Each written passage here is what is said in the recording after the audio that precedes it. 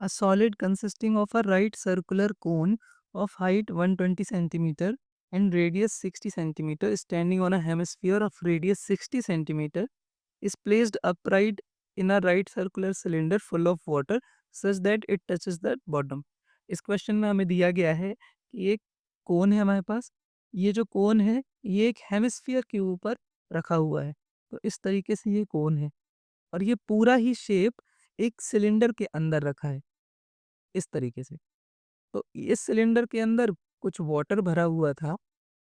जब हमने इस सिलेंडर के अंदर ये कोन और हेमिस्फीयर वाले शेप को रखा, तो वो कुछ वाटर जो है वो बाहर आ जाएगा।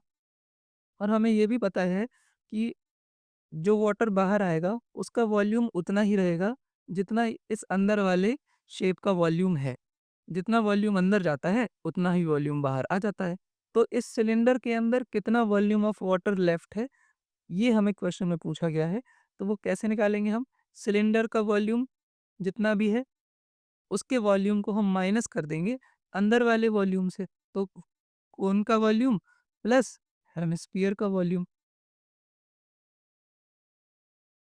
अगर हम इसको इस तरीके से माइनस कर देंगे तो हमें पता चल जाएगा कि कितना वॉल्यूम पानी का अंदर बचेगा। तो बस इसी को सॉल्व करते हैं।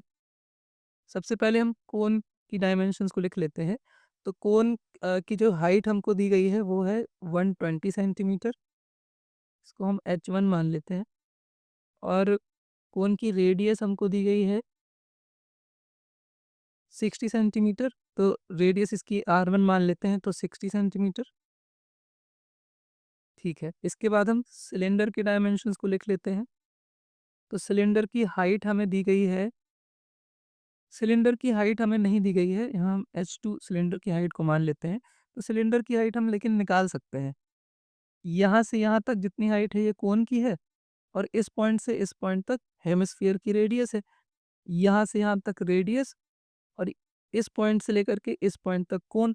तो हेमिस्फीयर की रेडियस और कोन की हाइट को जोड़ देंगे तो हमें सिलेंडर की हाइट पता चल जाएगी। तो वो हम निकाल लेते हैं। तो कोन की हाइट हमको दी गई है 120 सेंटीमीटर और हेमिस्फीयर की जो रेडियस है वो दी गई है 60 सेंटीमीटर। तो इन दोनों को जोड़ेंगे तो 180 सेंटीमीटर आ जाएगा। तो सिलेंडर की हाइट कितनी हो जाएगी? 180 सेंटीमीटर। तो h2 हम लिख लेते हैं 180 सेंटीमीटर। सिलेंडर की डायमेंशंस को भी हम लिख लेते हैं। तो सिलेंडर की रेडियस को R2 मान लेते हैं। तो रेडियस हमको दी गई है 60 सेंटीमीटर। ये है सिलेंडर की रेडियस और सिलेंडर की हाइट दी गई है 180 सेंटीमीटर। रेडियस 60 सेंटीमीटर हो गई और इसकी हाइट को हम h2 मान लेते हैं। इसकी हाइट हमको दी गई है 180 सेंटीमीटर। अब हेमिस्फीयर के लिए और लिख लेते हैं। तो हेमिस्फीयर की जो रेडियस है वो हमको दी गई है 60 सेंटीमीटर। तो हेमिस्फीयर की रेडियस को हम R3 मान लेते हैं, ये भी 60 सेंटीमीटर दी गई है। तो R1, R2 और R3 ये सेम ही है, 60-60 ही है। तो सबको हम R ही लिख सकते हैं। तो कोन, सिलेंडर और हेमिस्फीयर तीनों की रेडियस सेम है, तो तीनों को R मान लिया। कोन, सिलेंडर की हाइट अलग-अलग है, तो कोन की हाइट को h1 मान लिया, सिलेंडर की हाइट को h2 मान लिया। तो अब हमें टोटल वॉल्यूम जो वाटर का रह गया है वो निकालना है। तो volume of water left will be equal to volume of cylinder, total volume. इसको हम माइनस कर देंगे वॉल्यूम ऑफ कोन और volume of hemispheres, volume of hemisphere.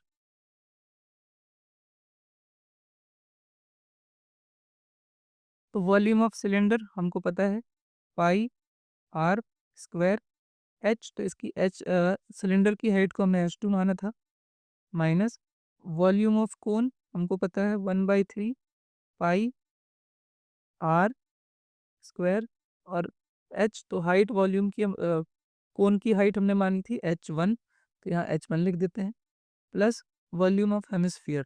तो हेमिस्फीयर का वॉल्यूम होता है 2/3 पाई आर क्यूब। इसके बाद हम इसको ऐसे भी लिख सकते हैं pi r square h2 minus 1/3 pi r square H1, ये माइनस का अंदर मल्टीप्लिकेशन होगा तो minus plus minus minus 2/3 pi r cube. अब इन तीनों में हम देख रहे हैं कि पाई आर स्क्वायर ये कॉमन है, तो यहाँ पर बचेगा H2, यहाँ पे बचेगा 1/3 H1 और फिर यहाँ पर बचेगा 2/3 और R। इनकी वैल्यूज़ को पुट करते हैं तो पाई की जगह पे 22/7, रेडियस 60 है तो 60 × 60, H2 180 है माइनस 1/3, H1 हमको दी गई है 120 माइनस 2/3 और R जो है वो है 60। इसको हम फिर से सॉल्व करते हैं। 60 × 60, ये 180 माइनस ये 3 120 को 40 बार डिवाइड करेगा तो 40 और फिर ये 3 ये 20 बार, तो 20 × 2 ये भी हो जाएगा 40। इसके बाद 22/7 इंटू 60 × 60 और फिर ये 180 माइनस 40 तो 140 और 140 में भी 40 माइनस होगा तो 100 आएगा, तो ये 100 यहाँ पर हमने लिख दिया। इसके बाद अब हम इसको सॉल्व करेंगे तो 60 × 60 ये हो जाएगा 3600 इंटू 100 मतलब 2 जीरो और 22/7 की जगह पे हम 3.14 लिख देते हैं, तो हमें जो आंसर मिलेगा वो आएगा 1130400 सेंटीमीटर क्यूब, और यही हमारा आंसर है। लेकिन हम इसको मीटर क्यूब में भी बदल सकते हैं, तो मीटर क्यूब में कैसे बदलेंगे इसको हम यहाँ पर देख लेते हैं। ये हमें लिखा हुआ है 1130400 सेंटीमीटर क्यूब। अब हमें इसको मीटर क्यूब में बदलना है, तो ये सेंटीमीटर क्यूब मतलब centimetre into centimetre into centimetre, ये 3 बार सेंटीमीटर लिखा हुआ है, तो अब हम इसको मीटर में बदलेंगे। तो 1 सेंटीमीटर बराबर होता है 1/100 मीटर, तो इस तरीके से हम लिख सकते हैं इंटू 1/100 मीटर इंटू 1/100 मीटर, 3 बार इस तरीके से। तो अब हम इसको फर्दर सॉल्व करते हैं, तो ये 2 जीरो इससे कैंसिल हो जाएंगे, ये वाले 100 के 2 जीरो, तो फिर पॉइंट यहाँ पर 113 के बाद आ जाएगा, और इस वाले का अगर हम सॉल्व करेंगे तो ये आ जाएगा 1.1304, और मीटर 3 बार है तो मीटर क्यूब। तो फिर अगर हमें इसको मीटर क्यूब में बदलना है तो ये आप इसके आगे हम ये भी ले सकते हैं, अगर इसको शॉर्ट फॉर्म में लिखना है तो 1.13 मीटर क्यूब, इसको इस तरीके से मीटर क्यूब में भी लिख सकते हैं। तो आंसर हमारा क्या हो जाएगा, तो फाइनल आंसर हमारा हो जाएगा 1.13 मीटर क्यूब, इतना वॉल्यूम ऑफ वाटर रह जाएगा। This is the final answer.